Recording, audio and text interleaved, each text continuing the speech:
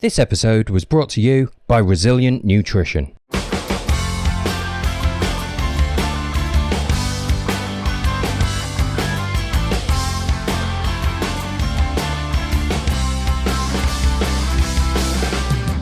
Pals, greetings and welcome to another episode of Everything Endurance. It is, as always, an absolute pleasure to have you with us today. It's good to be back. We had a couple of weeks away, I'm awfully sorry about that, but I was having an absolutely phenomenal time. Here at BTU, we are not long back now from the West Highlands of Scotland, where we were up in Knoydart for the inaugural Highland Ultra. What a time of year to do it, for starters. There were a few eyebrows raised when we said we were going to go up there in October because the weather could be very interesting, and I'll tell you what, there was nothing boring about the weather that we encountered while we were up there. We had everything, literally everything. I mean, I always thought it was just a phrase that people throw around when they say you're going to see all four seasons in a day. It is not. We saw snow, we saw sunshine, we had howling winds, then we had perfectly clear mirrored lochs, we had pouring rain at times, we had fog, and then perfectly clear skies. Whatever you can imagine, we had it all, and we generally had it all in the space of each and every day that we were up there. From the second we got on the little ferry across the loch to Inverary, to the second we got back, was like being on the set of Game of Thrones or Lord of the Rings or something equally tremendously epic.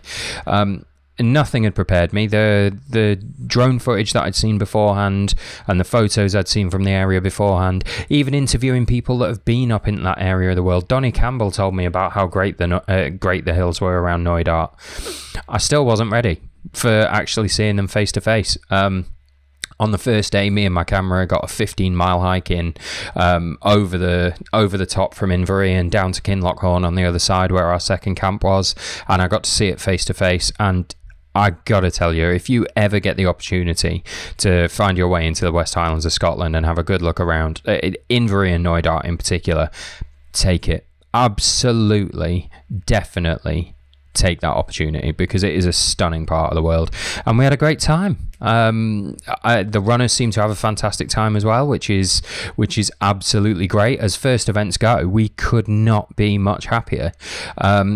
And, we obviously plastered as much as we could all over social media while we were away, and that appears to have got a lot of people interested, because we've already sold out next year's event in April. So if you are listening to me talking about the West Highlands of Scotland here as if I work for their tourist board and I'm on commission, which I assure you I'm not, it's just a beautiful place.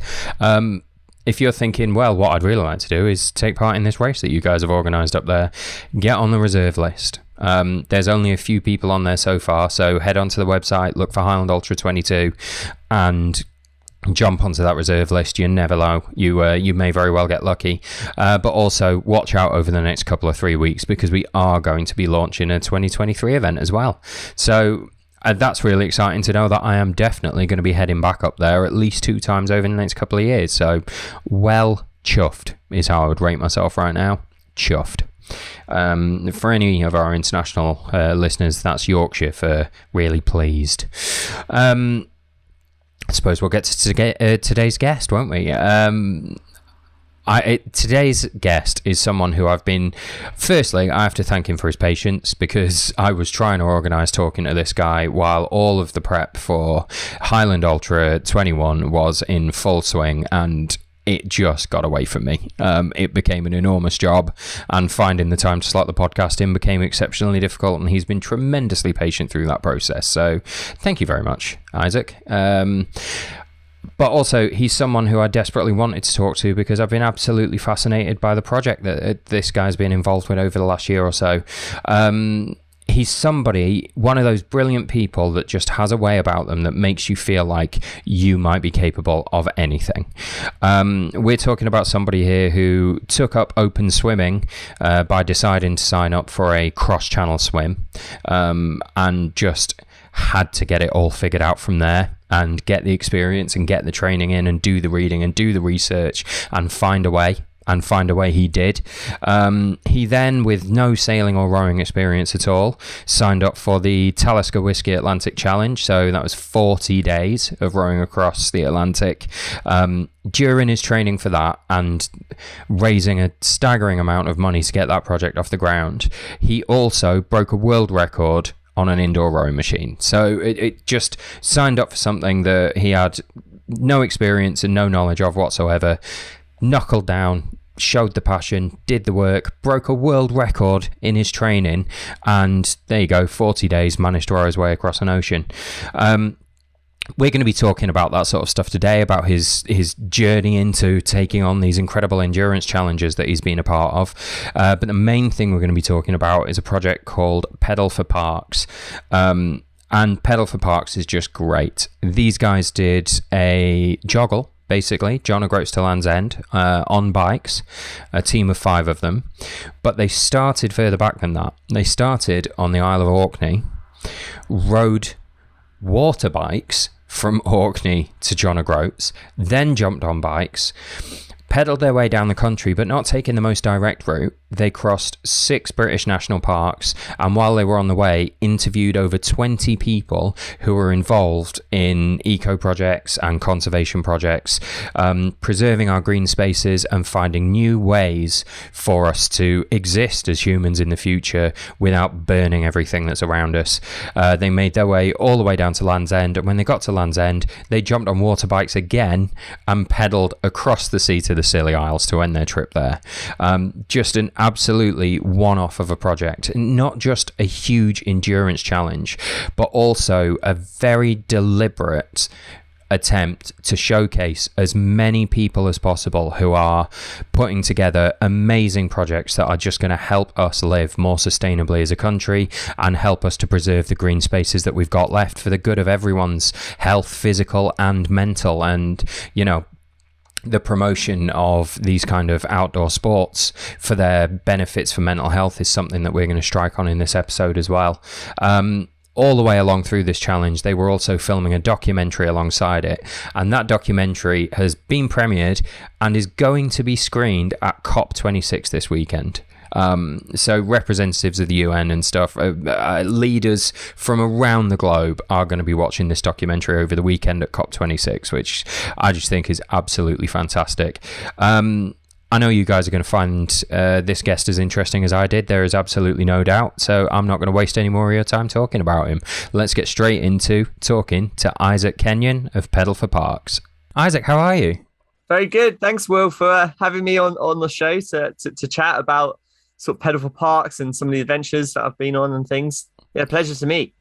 Yeah, thank you. It's very greatly appreciated, although I have to say it's always slightly more intimidating for me when I'm interviewing somebody else who hosts a podcast. And you've gone straight in showing me up. For the benefit of anyone who's watching this on YouTube, look at this professional backdrop that Isaac's got. He's even got branded top to go with it. I'm so sorry sitting in the corner of my bedroom to the listeners and viewers at home. We went a bit marketing mad when we started our projects. It was during the pandemic and it was very difficult to get sponsorship, so we were trying to be so pro. Well, mate, you have achieved that. There can be no doubt in the minds of anyone who's watching this right now who it is we're talking to and why you're talking to. It's great stuff, and I tell you what, I'm going to have to get myself some branded t-shirts as well for the podcast. Well, thanks for taking the time out to talk to us today. I know you've got a pretty busy schedule. Without jumping ahead too far, you've just premiered the documentary about the Pedal4Parks project, and you're about to talk at COP26. Yeah, well, we've actually been invited to show the film there at the United Nations Climate Change Conference on Saturday. It's at 9:30. It's going to be a live session on the UNFCCC YouTube channel. So they screen all of the show, and then straight afterwards, we're on a panel discussion alongside our charity partner, National Parks UK, and we're just going to be discussing sort of the scalable net zero goals that you can get from climate-based solutions that are all natural. So we're looking at natural solutions. Absolutely incredible stuff. I mean, I wish you all the luck in the world. I hope that goes really, really well for you. Yeah, incredibly nervous. First conference in 2 years, and I think the first time I've spoken in person to anyone is going to be outside of the screen. It's the COP26, I think.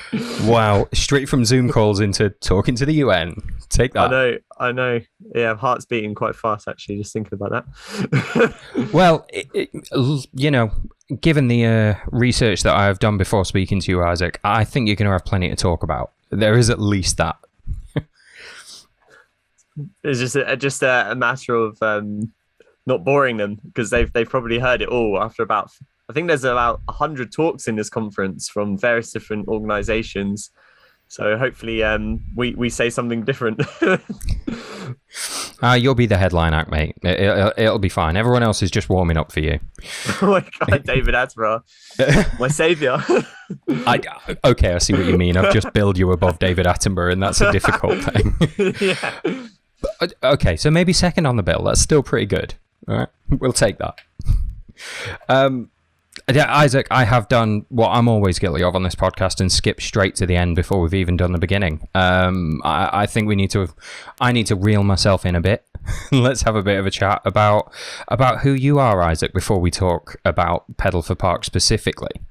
We were just saying before I started recording, like, I came into contact with Pedal4Parks and what you guys were doing and just thought that was absolutely amazing.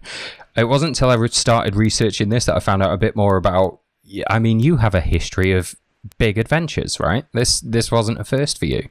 No, it wasn't the first adventure. No, it wasn't the first time doing something slightly odd. I've done a few adventures. I started my adventure, if we call it portfolio or career, whatever it is, as a way of just dealing with my mental and physical health. Struggling a lot at university, started getting really bad panic disorder and anxiety, and outdoors was always where I felt best. And it was sort of a natural remedy for me where I could escape from my own head and my own thoughts that were just causing me chaos. And in that pursuit of more outdoors, I was also at the same time a very active individual. So I've always had a lot of energy, a bit too much energy, I guess, at times. My mum used to throw me in a swimming pool for about 27 hours a week to shut me up. So, wow. yeah. So I've swum from a very young age. About 11 years old, I was swimming up to nationals, and it was just always indoors in a pool, and it was just a way to expel that energy that I tend to have. But then I realized I need the outdoors because, well, that's an indoor pool. It's not quite the same. So I started to combine that and started my first big adventure, which was swimming the English Channel in a relay. I did it in a relay. It was one hell of a jump from swimming in a pool and basically just being a lot indoors all the time. So spending a lot of time on screens and things like that, and not really getting outdoors. To then swimming in lakes and trying to train to swim across the English Channel. And that idea came about from an ex-girlfriend of mine who said, why didn't you do the English Channel and like do some more outdoor swimming and stuff like this? And I just thought, yeah, let's go for it. Why not? What could go wrong? March came. Let's start training for it. We signed up, paid for the boat pilot for June time of that year. I went in March in the lake. I lasted 5 minutes, got hypothermia. Oh no. I was like, what a start. Yeah, well, this is what happens when you don't properly research and this taught me a lot of life lessons that's allowed me to do a lot of adventures. I learned the hard way that when you do sign up to do something or say yes to something, read about it, talk to people about it, find out as much as you possibly can about it, mitigate all the risks, and think ahead of what you're doing. I was just blindly jumped in the lake, just thought, okay, so one of the things that they asked was 30 minutes in cold water before coming down to them. And then they do it down in Dover, the English Channel Association. Then they say, right, you need to swim for 2 hours in cold water. But first they say do half an hour. So I went to try and do half an hour and it failed miserably, came out really bad state. Luckily there was a couple of friends there to support. And the rest of the team weren't actually there on that particular day, and then they heard what happened to me, and it really put a lot of fear. So what we did is we revamped the entire project, focusing on what can we do to mitigate these risks, how can we get better, and then from there we got to the stage where we were swimming for 2 hours in cold water. It just took a long time, and I guess not blind enthusiasm from the start. But yeah, this is one of the things that has been a life lesson for me, is that process. And then it made me think, well, swimming the English Channel, I've never really swum in open water before. I could probably do other things I've not done before. And it started to, build that confidence up. So then I climbed Mount Kilimanjaro. I'd never really hiked mountains, definitely not that size. I think it was 5,800 meters. That was quite an interesting trip. It wasn't quite as adventurous, you're with porters and things, but it's still quite hard to get up there. Still no easy feat to do it. Oh no, I know a few people have done Kilimanjaro and nobody comes back saying it was easy. No, it's not, especially the last day, where it's very sandy and you're at the highest point of altitude, so you're most tired and least oxygen, and it's very hot. And because of the sand, you're doing like 3 steps to every 1 step that you would usually do, and it does feel quite never-ending that last day. And then when you get there, you're very happy. But yeah, I suffered from altitude sickness on that trip. So I've had hypothermia, altitude sickness. There's a few others. I'm pretty lucky actually to be here. I'm going to say you are overcoming some obstacles to get these challenges done, right? Like you almost froze yourself to death getting ready for the channel, and now we've got altitude sickness at the top of a mountain. Yeah, there's a lot of mental prowess in my mind. I've put in so much effort and time to get here, but at the same time, it's playing with that risk. With all endurance sports, there's always risk that you're playing with. Endurance comes down to a lot of risk.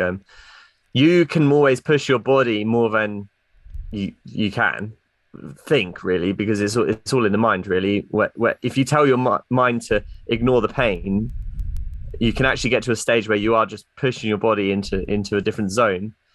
But that's very dangerous. That's where the risk is. And I was talking to the porters, I had constant nosebleeds and I was like kind of shaking and stuff towards the end. And I said, look, how much longer is it till the top? And they said, you've got 300 meters, Isaac. And there's like elevation, and I was at my worst state. And I said, right, I'm just gonna go for it. And then I'm coming straight down. So I got to the top, and it was a quick, snap and off. Wipe the blood away for the selfie at the top. Yeah, I just about was getting in my surroundings. Oh wow, it's snow at the top here. I could see some white, it was very hazy at the top. So I didn't get to. The photos were better to look back on. The actual memory was very blurry. And then after the Kilimanjaro, I took it another stage up again. A friend of mine, he asked me, would you like to row across the Atlantic Ocean? He had seen an Atlantic rowing race on his Facebook feed, and he saw these boats, and he just thought it was absolutely nuts. He was a rower. And now at this point, I'd never sailed before or rowed ever. So this was way out my depth. I have done adventures before, but nothing of the scale of this. This is, you're talking 40, 50 days out at sea, constantly rowing 24/7. This is living, off your own supplies and your own power. This was completely next level for me. And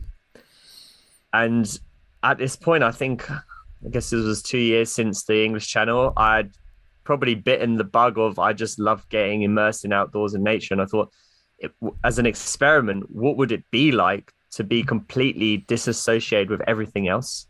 So your work, your family, your friends, everything.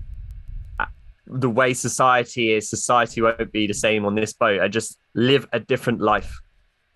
Completely, what would it be like? So that was one of the curiosity that got me kind of involved in it. And that was 40 days at sea, that race, wasn't it? Yeah, we did it in 40 days. Yeah, as a team of 4. I know them so well, like brothers. I can't believe how well I know them after that. I don't think I even know some of my own family as well as I know that team on that boat.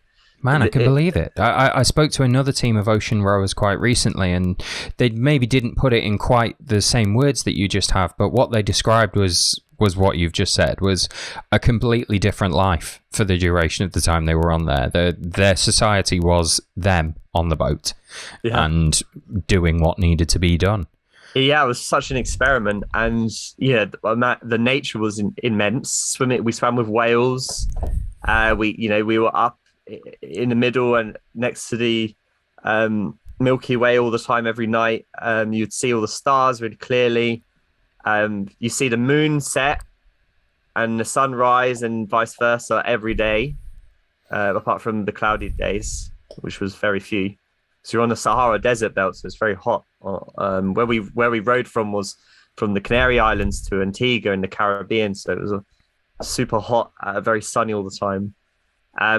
One of the favorite moments, actually, I thought was seeing the International Space Station, which were the closest people to us at that time.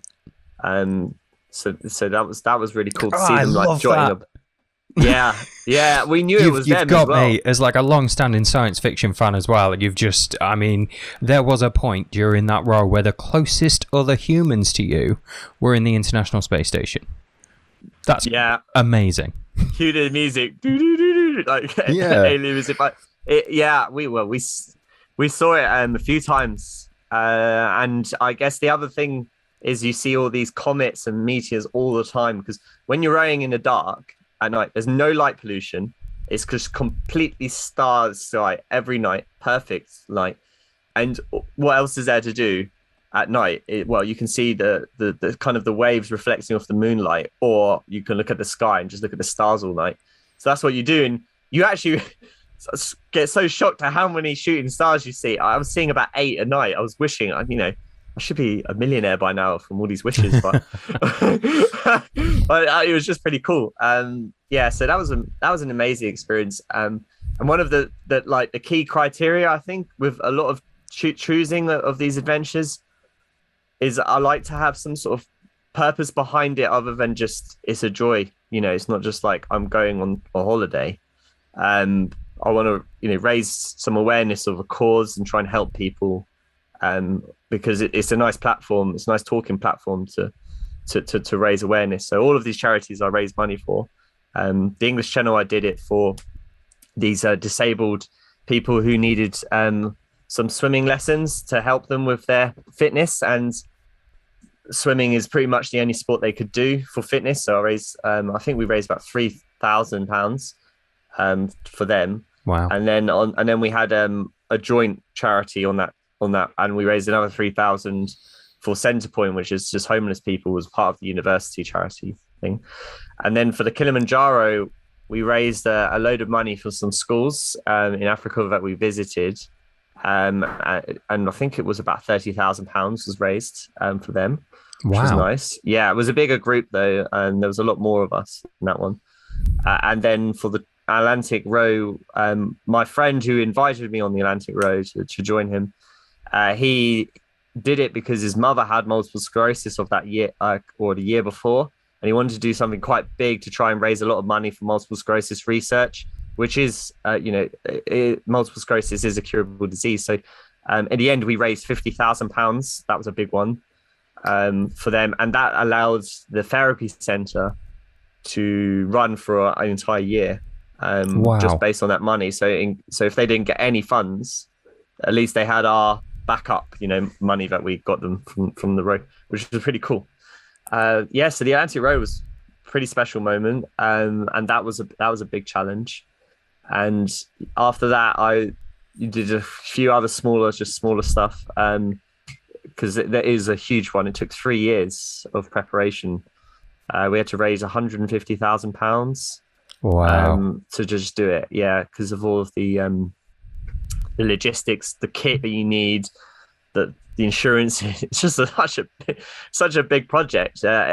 One thing I didn't like too much about it was its exclusive nature of it, because it's so expensive. You tend to find a lot of very wealthy people doing it. But actually, true behold, I'm from Luton. I don't have a lot of money, to be honest. We had to get all this from scratch. I just came out of university with £40,000 debt, and agreed to do this row that was £150,000 debt. So with enough passion, drive, and motivation, you can get the funding for these challenges. Anyone listening, if you are inspired to do anything big like this, there's always a way. There's always a way. You just have to adapt and change the way you're doing things if you're not getting there. That's what I did for like years.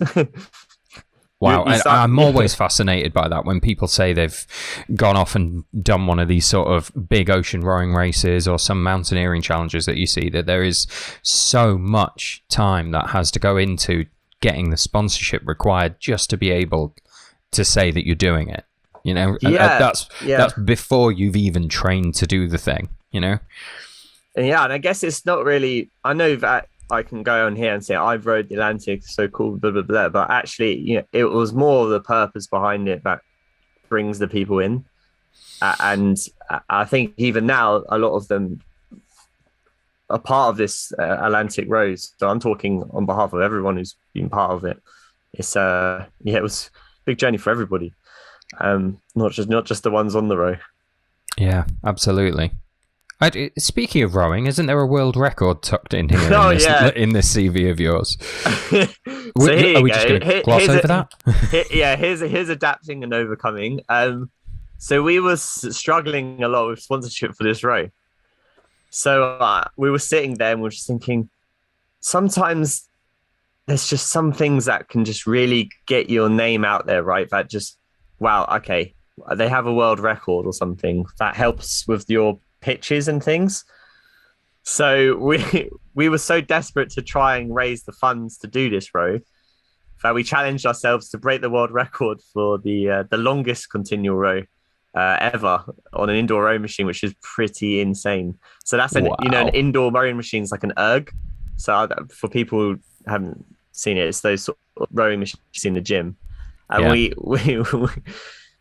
my friend and I, we spent 4 days over Easter in this gym rowing.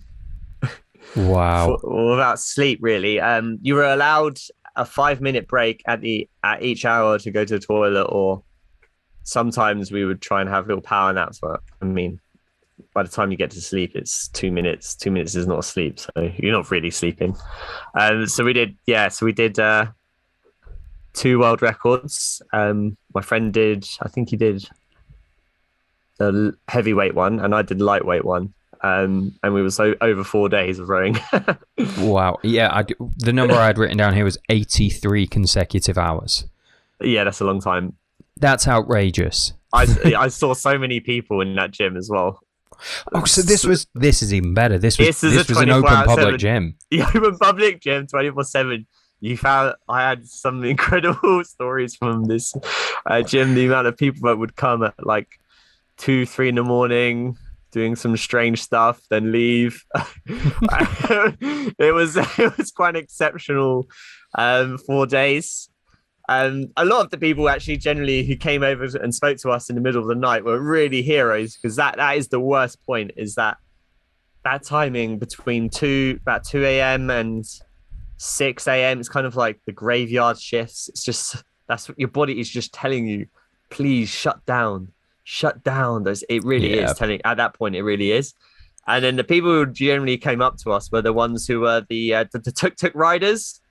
So their days are obviously at night, where they're taking people to and from places in London, because we did this in London.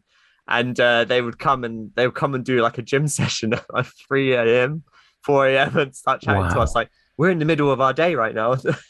And that would actually quite help us, because it kind of tries to switch you out of it being at night. Brilliant. So thank you, Tuk Tuk Riders of London. You contributed else to that world record. All those people who came and chatted to us. The secret was chat. So it was literally just chat, just being engaged with chat. We tried to watch films, didn't work.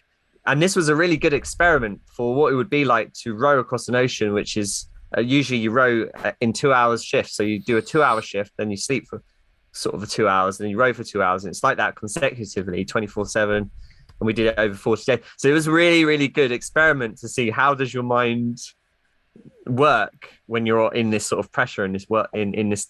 And it was interesting. The only thing that kept us going was the chat. Brilliant. So podcasts are great, huh? Yeah. Also, it was great training for your future podcast career. So, everyone's a winner. What, talking like a lemon? Super tired. Yeah, I mean, you can probably factor out the tiredness, but the talking like a lemon is pretty much what I do on this podcast. So, you're doing fine.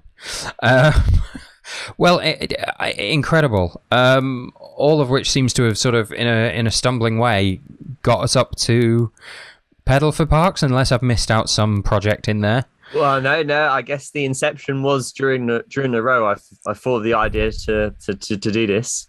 Not specifically, the campaign has spiraled and changed, but the idea to do a big long cycle, came during the row. Plenty of time to think. Well, for the benefit of anyone who's listening to this and hasn't read the bio that I'll have presumably have written by this point, what was Pedal4Parks? Sum it up for us. Super quick. And Pedal4Parks was a world first eco adventure. So we've branded it eco, but it was an adventure that was all about educating and providing environmental awareness. So what we did is we filmed our adventure. We swapped out loads of our products to be eco and so on and so forth. But the adventure was from the top of Orkney Islands, so Orkney. We would cycle over land to the south of Orkney. Then at that point, when we got to the southern point of Orkney, we would switch to water bikes and cycle across the Pentland Firth, which is the sort of the dangerous tidal stream between Orkney and John O'Groats. And then we would cycle to John O'Groats, where we would start the traditional John O'Groats cycle. And then from there, we cycled through 6 different national parks on a very varied route through various different places, because we were aiming to meet up with a lot of different organizations to do interviews with for our film. And then we cycled all the way to the Land's End, where we then picked up water bikes again, and then cycled to the Isles of Scilly, where we finished our whole entire journey. So it was island to island with mainland UK in between. Brilliant. Love it. It was wild, and the story of how it all got to this stage was quite funny as well. Yeah, well, I'm here for that. I mean, you've already kind of stolen the first question I wanted to ask about, which was where did the idea come from? And it sounds like it was something that popped into your head halfway across the Atlantic. So yeah, about hundreds of things came into my head in the Atlantic. The secret when you're on these adventures, anyone listening, is like, even if you're hiking for a day or whatever, your mind is full of your best creativity, because you haven't got all these notifications, these people bombarding you with things. You can actually think quite freely. That stuff is golden. Well, you might think it's a bit nuts at times because you have all these wild dreams, but write them down at that point when you think of them. And I was doing it on the Atlantic Road, and I think I've got like an entire life of adventures or things I want to do now. But that particular cycle came as a nugget, and it was all about what really mattered to me at that point in that row. I was thinking, what do I actually care about? Because you get to a stage where you're just thinking really deep when you're rowing, and I was thinking, what are the most important things to me right now? And I was like, family, friends, outdoors, for my mental and physical health.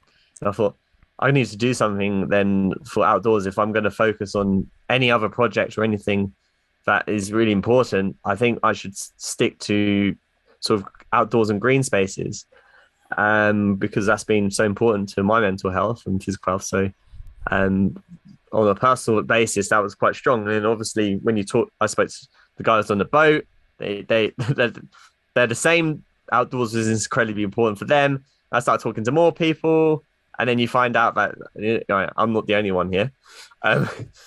And there's a lot of people who are a bit concerned about are our green spaces disappearing, which they are.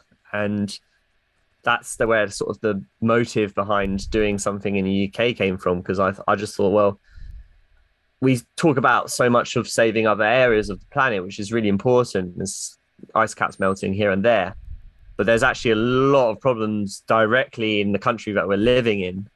80% of our forest has been cut down in the last 100 years or so, which is incredibly devastating for biodiversity. We've got one of the least biodiverse countries in the world, and we're preaching to people on how to do climate change. I just, at that point, I just thought, wow, we need to start, doing things about where we live now, where we are, and start regenerating and restoring what we've got. How can you go up to someone and say you should do it like this if you're not doing it like that?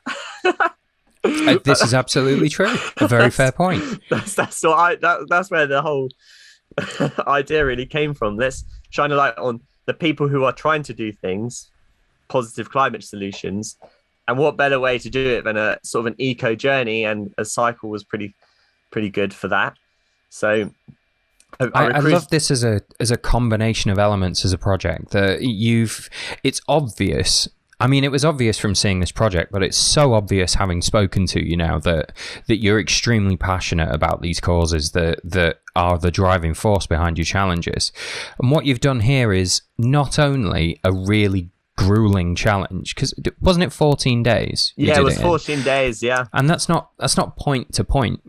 14 days for a joggle would have been, a very respectable time for a very long and difficult course. But you took in 6 national parks, you took in a number of conservation projects and sort of other various eco-friendly projects that you wanted to see along the way in order to film a documentary around the whole project, and tucked in a sea cycle. I've actually written in my notes here, I wrote sea cycling / cycling, because that's what I'd have called it. That sounds cool. Yeah, sea cycling. That's nice. I like that. Yeah, I'm good at painting that, so don't be running off and using it. No, I think that's fantastic. This would have been a tough physical challenge anyway, and now you've thrown in producing a documentary alongside it and giving a platform for all these amazing projects along the way.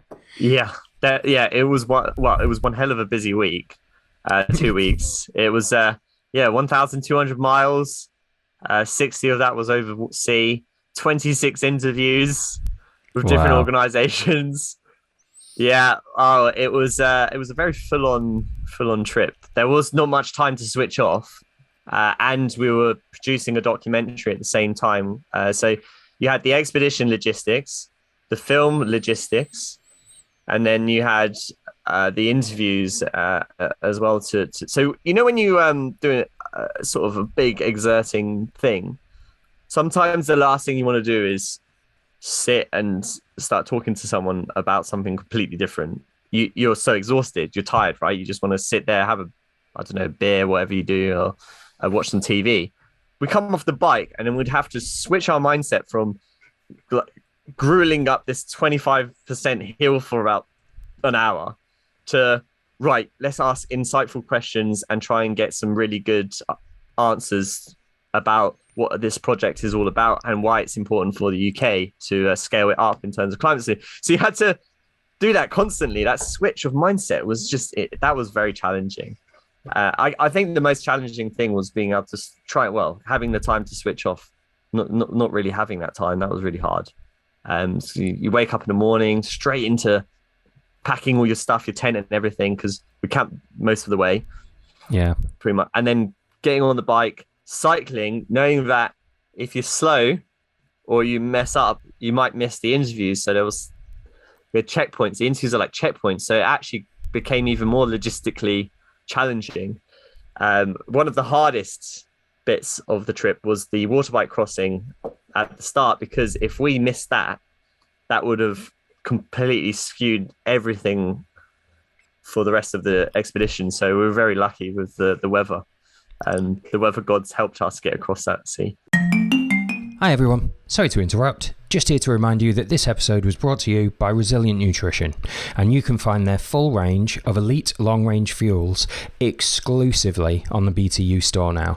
The elite long-range fuels are a series of delicious nut butter products with micronutrients and supplements designed to give you exactly what you need when you need it.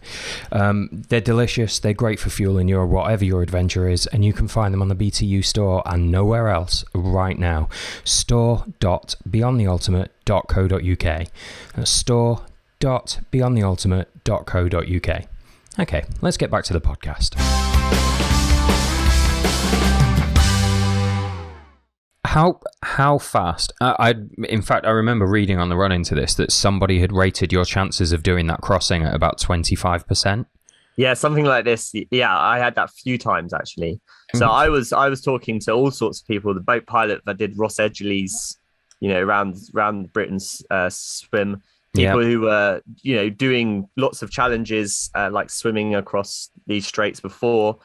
And what one swimmer I spoke to, I think, attempted the crossing 6 times in 1 year, and just the weather window just was never right.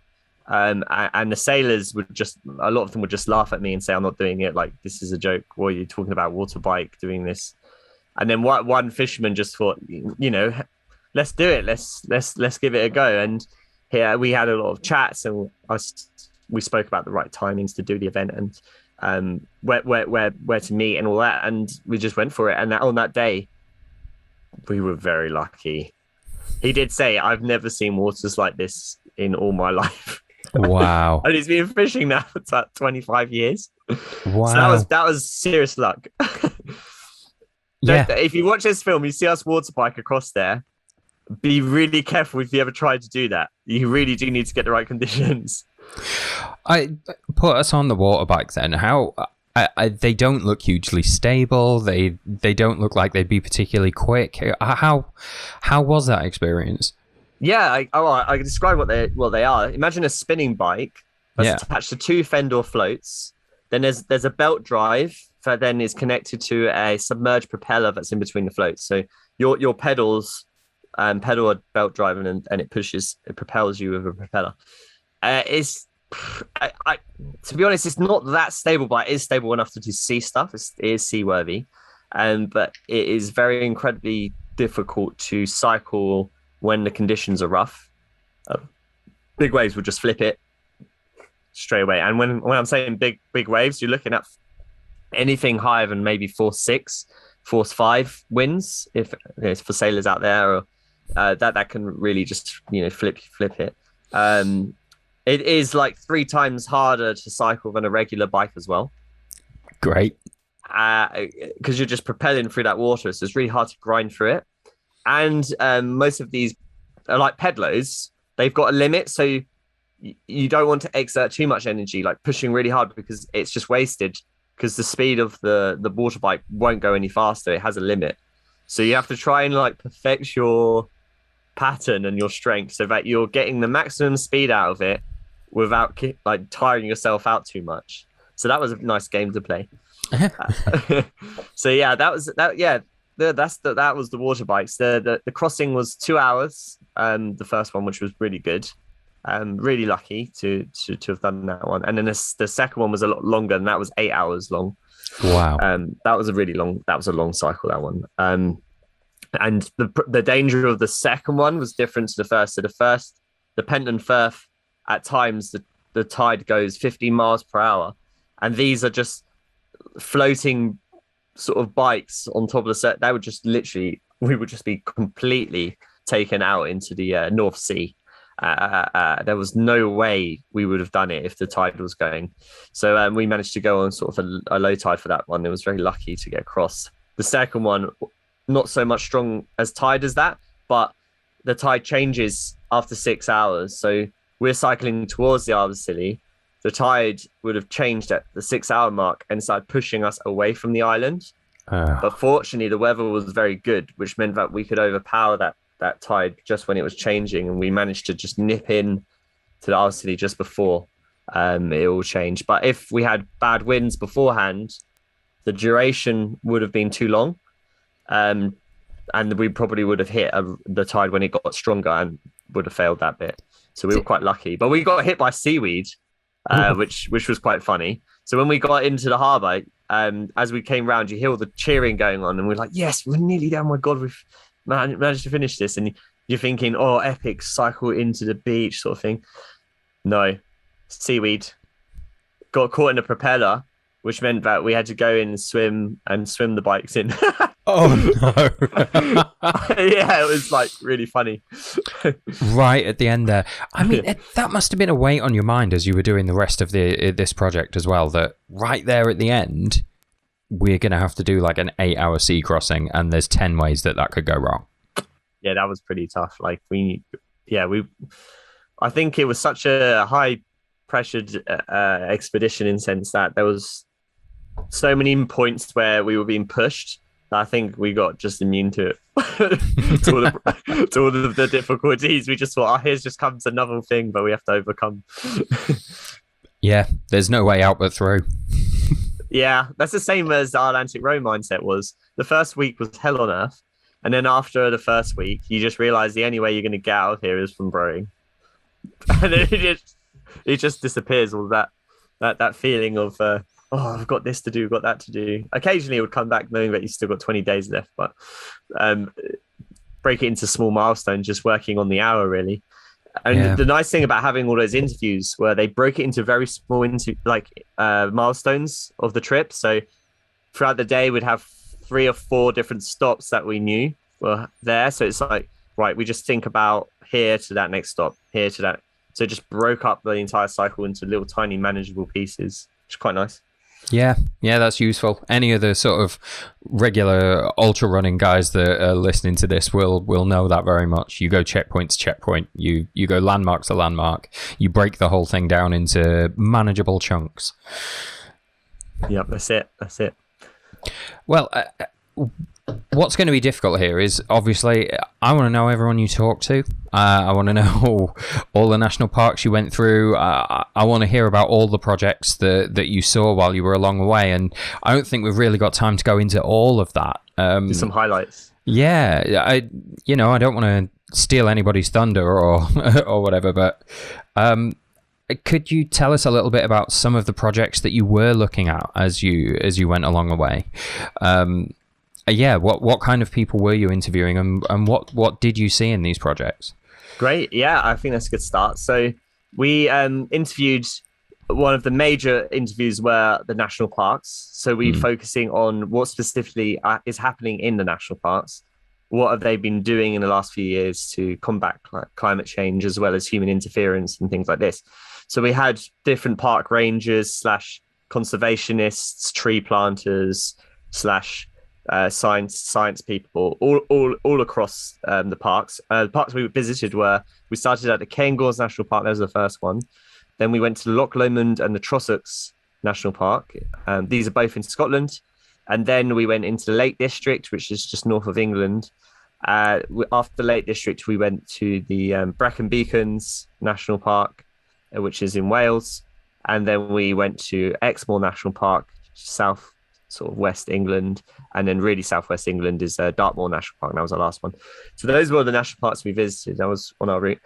The nature of the the interviews were, we had big scale up projects, massive projects that we were interviewing, stuff that was like the European Marine Energy Centre up in Orkney, which was pioneering things to do with energy, renewable energy transition, hydrogen projects, things like that. But we've got billions and billions of pounds that they have been given by the EU to fund lots of different projects all across the UK, and some of which are in mainland Orkney.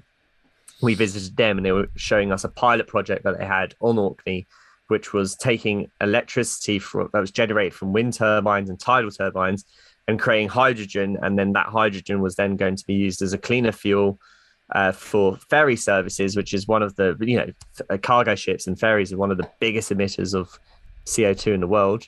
So big scale things like that going on. We went to visit those. We went to see the orbital marine tidal turbine.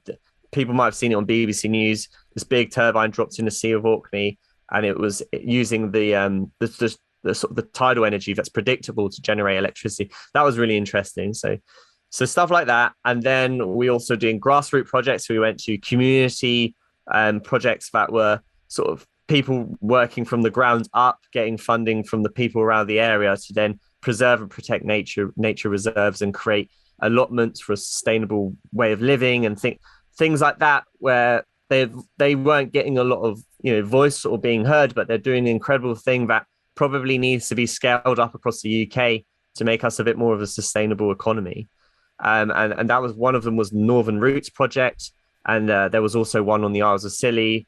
And the people in these areas, they were living off the land. They had their own energy project energy generation and things like that. It was all off grid at times, some of it. Yeah. Not all of it was, but some of it. We also went to an eco village to see how can you build buildings that don't encroach on nature and also works in tangent with nature, so we're not disrupting green corridors. Because one of the biggest things in this urban world is that we are just destroying green corridors for migration of animals and biodiversity. So how can we build towns differently? And so we spoke to visionaries. Vectros Group, one of our sponsors, they were a big visionary company where they're looking to redesign towns around the active travel network, focusing on getting people in and out of green spaces, but minimizing the impact of infrastructure in these green spaces and allowing green corridors to kind of entwine with the town and the cities. So that Incredible. you don't. Yeah, so there's all these things going on, but they're just not getting funding or a voice. And one of the biggest things that got a lot of people involved in our project is when we would say, how often do you read newspaper headlines that just say, climate change this, we're not hitting 2 degrees that, oh, it's terrible, blah, blah, blah. And that's all you hear. And it's very negative. Rarely do we hear the solutions or what people are doing. And I think that's really important to showcase. And that's where this film came from. And everyone, in our team, our expedition team, they felt that was one of the things they wanted to get behind. So, yeah, so those are the sort of projects that we were, talking to. Very interesting. Not all of it's in our film. As you can imagine, we only had a 30-minute film for film festivals, so we couldn't fit too much of it in. But the film is a pilot project for where we want to go next, and we want to make a series out of all the content we shot. We only used 20% of it all. Wow. And that's brilliant, because I was thinking then as you went through it, like we're like 43 minutes into chatting already, and I don't know how you would go about covering every project you saw. And I was just wondering in my head, like, how can they cover it all in the film as well? I'm really glad to hear that there's more project in mind here. Yes, this is just, for us, this is the beginning. We only scraped the surface, really. There's so much more projects out there. We'd like to do a bit more adventures. We like the idea of using an adventure to create a journey through climate solutions. We like that idea, and we're going to continue that. And we're just really, really sort of proud, I guess, to get this film out. This feels like an odd question I'm about to ask, but I guess you've had a sort of quite unique perspective, a quite unique cross section of these of these projects as you've crossed the whole of the UK. You've also seen, presumably, a lot of the evidence of human encroachment onto our green spaces and the continuing damage that's done to our national parks. I mean, I don't want to be doom and gloom here, but did you come away from the end of the project feeling hopeful? I came away from the project feeling hopeful, because I know that there is answers and there are people doing things. What we need is a societal change, a behavior change, backing these projects, doing these things, being inspired by what they're doing and replicating and getting involved. Yeah, okay, if we carry on the trajectory that we are doing now, we're not going to do very well in the future. I mean, in my lifetime, it could be chaos. But I think with this COP26 conference and other things coming out at the minute, it looks like the tide is changing, and public funding and spending is starting to go into the right things for the planet, which is really, really good to hear. And I'm very hopeful that I think in the next 5-10 years that we will start sort of seeing some big stuff happening a bit more on the regenerative side in the UK. Excellent. And I'm so glad your answer was that, yes, I did come away from this feeling quite hopeful for the future. That could have taken a bleak turn. Yeah, you imagine. It's over, guys. Like, no, honestly, none of the projects were up to standard. I thought about just saying in the Scilly Isles, to be honest. No, that's incredible stuff to hear, and I look forward to seeing whatever comes out of this, to seeing the series, because you're absolutely right. I do want to see headlines telling me about the amazing projects that are out there that do offer hope. The tide can be turned. I think it's easy to be overwhelmed by bad news, and particularly coming out of 18 months of pandemic. we've all heard a hell of a lot of bad news, and you're right. The headlines around the climate crisis are everything is on fire, everything is awful. We are absolutely doomed, and it's possibly true. It's not constructive. It's definitely not constructive whatsoever. Maybe for some people, they might get hit by I want to do something about that. But for most people, they'll just be very pessimistic of that, and they'll say, well, if the news is telling me it's all over, then it's all over, isn't it? Yeah. And this is what I mean when I say that, bad news can be completely overwhelming. You could be rooted to the spot looking at looking at the climate change news out there and thinking, well, what can I possibly do against that? I think what you're doing, shining a light on the people who are doing something about it, is just absolutely priceless. Thanks. Thank you. Hopefully people on the podcast might get involved in some of the projects. Well, yeah, I mean, one of the things I've got written down here is, where would people go to if they wanted to learn more about you guys, learn more about the projects that you've supported, and so that they can get involved in this wave of positivity themselves? Yeah. Well, for us, pedal4parks.co.uk. So that's a pedal and number 4 parks.co.uk. That's our website.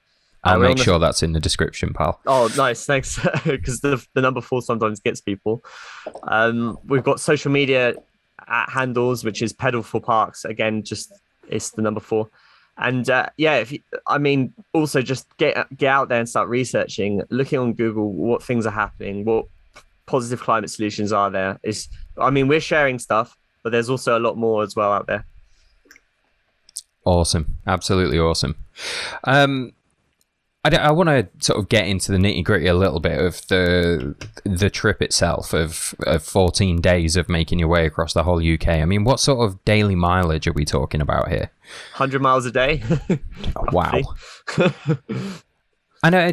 How sustainable were the other elements of it and stuff? Did I read somewhere about bamboo bikes as well? Oh, yeah, we were very close to getting our bamboo bikes, but the pandemic hit, and the pandemic was already happening, but we had so many difficulties with people we were doing deals with the supply. It's just not going to happen. We were so gutted as well. That would have been a really cool way to have cycled. Oh, no, I'm sorry. I brought it up now. That's all right. I mean, so people many probably sentences. do wonder. Yeah, no. Our future project, if we do use a bike, we would love to go down that route. Hopefully it's be a bit easier by that point. And I suppose there must have been so much in the run into this, just organising the interviews and who you might go and talk to, and the crew and the hours of work required to put the documentary together itself. Was there much time left for training to actually do the physical endurance challenge that was at the base of this? Wow, yeah, you've hit the nail on the head of a very productive 8 months of probably I had 8-hour block sleeps. Then I had about 3 to 4 hours, which was dedicated to admin and training. And then I had my full-time job. Oh, and man. Then that was kind of most days. And then I'd obviously have days off with girlfriend or just kind of just family and friends and things. And then weekends were all specifically big, long sessions on the bike and just getting ourselves physically fit. So, yeah, it was a very regimented 6-7 months on the build-up. Just making every bit of time count really towards the project. I think because we were so passionate, we would give that time. I've been on projects in the past where I haven't felt so passionate. I haven't trained as hard as I should, but I really wanted to make a success of this one, so I really pushed it. Well, I mean, that shows. You everything went in your favor. Sometimes I think if you conjure enough positive energy around something, then you do get that once in a lifetime weather window. You spiritual, yeah. I'm cool. I'm gonna go out there. I'm gonna put myself on that limb. You sometimes you create your own luck with your attitude to what you're doing, and it sounds like you had the right attitude all the way through. Awesome. Yeah, definitely. It was not going to not happen. Well, incredible, and I'm really glad to hear that it did. I also I mentioned earlier on in this podcast that you have your own podcast. So I mean, What is your podcast, Isaac? It's called Mind the Green Space, and it can be found on Spotify and iTunes. It's hosted by Alicia Thomas. Awesome. Thanks for Well, the I'll make sure. Yeah, no worries. I'll make sure there's a link to that somewhere in the description as well, so people can have a look at that. There's something you talk about quite a lot in there, which I've just written down here: green spaces for mental health. And you've touched on it a couple of times, that part of what drove you down this road that has led you to the Pedal4Parks project is the benefits of being in the outdoors and taking on these kind of physical challenges in the outdoors for your mental health. Oh, totally. I mean, yeah. If you think about it, you're in this pandemic, how many people turn to outdoors? Those 1 hour a day breaks. Imagine that was disappeared. That was all urban. If those people in London, I spoke to my friends who were living in those flats in London, and they said it was absolutely awful in the pandemic. Trying to get out and actually get away from into nature was so hard, because they live sometimes 10 minutes away from a park or something like that. I was a bit privileged, but yeah, think about the way we're going. Are we going to have any of that left? Are you going to be able to hear birds in the morning? Are you going to have these sort of things? I know it sounds selfish on a human perspective, but I think we need to start thinking like that a little bit as well to try and make these changes, because we're stripping away all this green space. We're then stripping away this habitat. There's going to be less animals, less green space. And then where's your mind going to go? And that's what scared me the most. Absolutely. Where's my mind going to go if I can't get outdoors or be in touch with my natural self? And I'm 40 years old now. I remember being told time and time again when I was younger that it's good to be outdoors. It's good to be out in green spaces. My dad always, talked about that as well. But we very specifically started an open conversation societally in the last few years where we are just saying, actually, yeah, being out in these green spaces is very definitely beneficial for your mental health, is very definitely something that's going to be good for you. And the first hard lockdown, me and my girlfriend were living in a one-bed flat on the 6th floor of a building, and the only view we had was another building identical to ours on the other side of the road 5 meters away. That half an hour of exercise you could do all day wouldn't even lead me to somewhere where there were a lot of trees. And I would attest to the fact that my mental health took a terrible, terrible dip in the first half of the pandemic, and I imagine a lot of people listening to this, that sounds like a familiar thing for them. You're very open and right at the start here, talking about how anxiety is something that you've striven to overcome through these challenges, and I'm someone who people who know me closely know well that I am somebody who has been managing anxiety issues for their whole life. And with the green spaces taken away, with that outdoors time taken away, things were much harder, right? Oh yeah, I can't even describe to you what it's like if you're in this situation. I mean, people listening who have anxiety and like yourself will understand. But you have racing thoughts, and it can get really overwhelming at times. To the point where you just can't function properly. And it's only when I go into nature where all of the noise and distractions, and you get that mindful moment, and it can clear your head, and it can actually start to sort of heal you a bit. I mean, my anxiety never disappears 100%, but it's more manageable. Yeah, I'd absolutely agree. This doesn't sound like much. I have run ultra marathons in the past. I have long since got into baking and being on the other side of things, and lost a lot of my fitness. But just the simple act of making sure that I head out somewhere green and get my 10,000 steps a day over the last few months has really, really helped me. And I would say to anyone listening to this for whom this is ringing a bell and resounding at all, that our green spaces are incredibly important, and it's important that you go out and spend some time in them. Yeah. I realised that wasn't really a question, that one, Isaac. Sorry. I guess I assumed you'd agree with me, but anyone else of the same mindset, definitely go and check out the Mind the Green Space podcast, because it sounds like there's a lot of that sort of conversation going on over there. Fair bit, yeah. There's a fair bit of deep conversations. There's a bit of a blooper at the beginning sometimes where it's like, please be careful for what you're going to listen to can be a very in-depth mental health story maybe. So yeah. Fair enough. Well, Isaac, I've thoroughly enjoyed talking to you this afternoon. It's a difficult one, this, and I look forward to finding a reason to talk to you again further down the line and to revisit some of this stuff, because what you've done is so big that I don't know how we would have covered everything that you covered on the Pedal4Parks project in this hour-long podcast.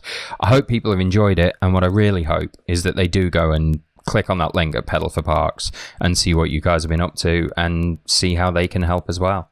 Thank you, Will. That's very kind of you. And yeah, I'm sure there'll be some other bits and pieces. I'm a bit of a nutter. I come up with a lot of ideas. So yeah, we could chat some more. I haven't heard any evidence on this podcast so far of you saying no to any challenge that's put your way. So who knows what it is you could be up to. Ketchup bottle challenge. If anyone knows what that one is, where you have a straw and you have to. I've said no to that. Well, I'll be Googling ketchup bottle challenge as soon as this is over. That one's a hard one to do.